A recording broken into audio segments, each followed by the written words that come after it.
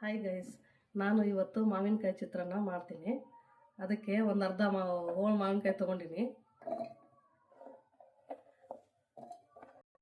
ಆಮೇಲೆ ಇದಕ್ಕೆ ಒಂದು ಅರ್ಧ ಹೋಳಗಷ್ಟು ಕೊಬ್ಬರಿ ಹಾಕೋತಾ ಇದ್ದೀನಿ.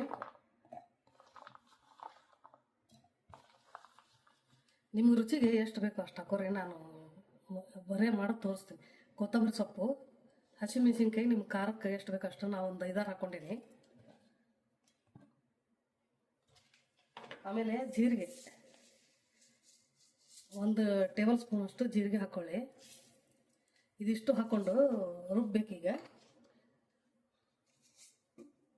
ಇದಕ್ಕೆ ನಾನು ನೀರು ಹಾಕ್ಲಾರ್ದ ರುಬ್ಬಿದ್ದೀನಿ. ಈ ರೀತಿ ತರಿಯಾಗಿದೆ ನೋಡಿ, ಈ ಥರ ಇರಬೇಕು. ಇದು ಮಾವಿನಕಾಯಿದು, ಕೊಬ್ಬರಿ, ಹಸಿಮೆಣಸಿನ್ಕಾಯಿ. ಇವಾಗ ಒಗ್ಗರಣೆ ಮಾಡ್ಕೊಳ್ಳೋಣ. ಮೊದಲು ಎಣ್ಣೆ ಹಾಕ್ಕೋಬೇಕು. ನಿಮ್ಗೆ ಎಷ್ಟು ಬೇಕು ಅಷ್ಟು ಹಾಕೊಳ್ಳಿ. ನೀವು ಅನ್ನ ಎಷ್ಟು ಮಾಡ್ಕೊತೀರಿ ಅದ್ರ ಮೇಲೆ ಡಿಪೆಂಡ್. ಆಯಿಲ್ ಹಾಕಿದ ಮೇಲೆ ಕಾಯಿಲಿ ಸ್ವಲ್ಪ. ಅದು ನಾವೊಂದು 3 ಟೇಬಲ್ ಸ್ಪೂನ್ ಆಯಿಲ್ ಹಾಕೀನಿ. ನಾನು 3 ಜನಕ್ಕೆ ಮಾಡ್ತಾಯಿದ್ದೀನಿ, ಅದಕ್ಕೆ ಸ್ವಲ್ಪ ಹಾಕೀನಿ. ನಿಮಗೆ ಎಷ್ಟು ಬೇಕು ಅಷ್ಟು ಮಾಡ್ಕೊಳ್ಳಿ. ಮಾವಿನಕಾಯಿನೂ ಜಾಸ್ತಿ ಹಾಕ್ಕೊಳ್ಳಿ, ಕೊಬ್ಬರಿನೂ ಜಾಸ್ತಿ ಹಾಕ್ಕೊಳ್ಳಿ. ಬೇಸಿಕ್ ನಾ ತೋರಿಸೀನಿ ಇವಾಗ ಹೆಂಗೆ ಮಾಡ್ಬೇಕು ಅನ್ನೋದು.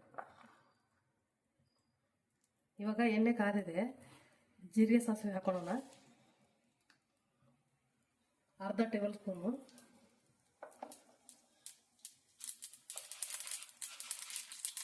ಅದಕ್ಕೆ 1 ಟೇಬಲ್ ಸ್ಪೂನ್ ಅಷ್ಟು ಕಡಲೆಬೇಳೆ, ಉದ್ದಿನಬೇಳೆ,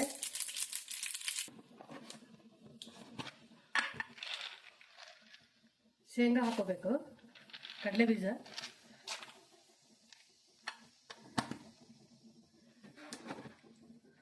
ಹಾಕೊಂಡು ಚೆನ್ನಾಗಿ ಕೈ ಆಡಿಸ್ಬೇಕು. ಅದನ್ನು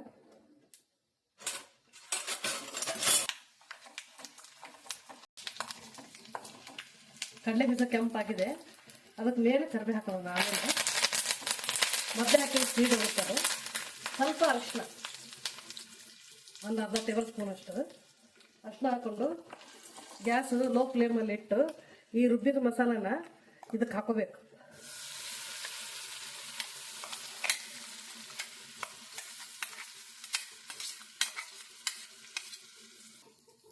ಇವಾಗ ಇದನ್ನ ಸ್ವಲ್ಪ ಎಣ್ಣೆಗೆ ಬಾಡಿಸ್ಕೊಳ್ಳೋದು. ಈ ರೀತಿ ನೀವು ಬಾಡಿಸಿಟ್ಕೊಂಡ್ರೆ ಒಂದು 2 ದಿವಸ ಇಟ್ಕೋಬೋದು. ಮಾವಿನಕಾಯಿ ಚಿತ್ರಾನ್ನಕ್ಕೆ ನಿಮ್ಗೆ ಎಷ್ಟು ಬೇಕು ಅಷ್ಟು ಕಲಿಸ್ಕೋಬೋದು. ಅದು ಹಸಿ ವಾಸನೆ ಸ್ವಲ್ಪ ಕೊಬ್ಬರಿದು ಹೋದ್ರೆ ನೋಡಿ. 3 ಟೇಬಲ್ ಸ್ಪೂನ್ ಎಣ್ಣೆ ಹಾಕಿದ್ದೆ ನಾನು, ಕಡಿಮೆ ಆಯಿತು ಸ್ವಲ್ಪ.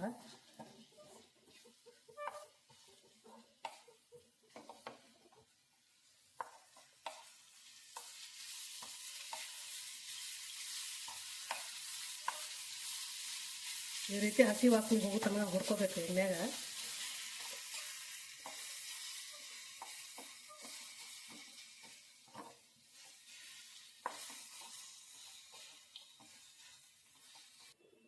ಇದಕ್ಕೆ ರುಚಿಗೆ ತಕ್ಕಷ್ಟು ಉಪ್ಪು ಹಾಕ್ತೀನಿ ನಾನು.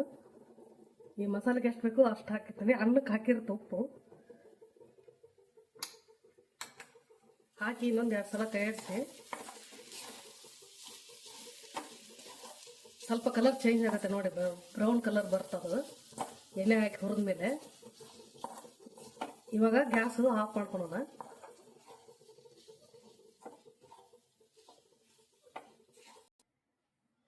ಇವಾಗ ಇದಕ್ಕೆ ರೈಸ್ ಹಾಕಿ ಕಲಿಸ್ಕೊಳ್ಳೋಣ.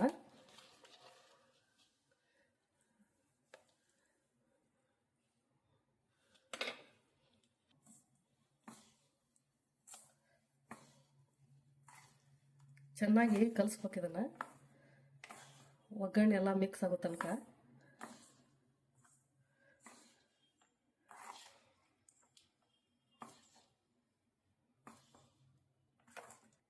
ಇವಾಗ ಮಾವಿನಕಾಯಿ ಚಿತ್ರಾನ್ನ ರೆಡಿ ಆಯಿತು.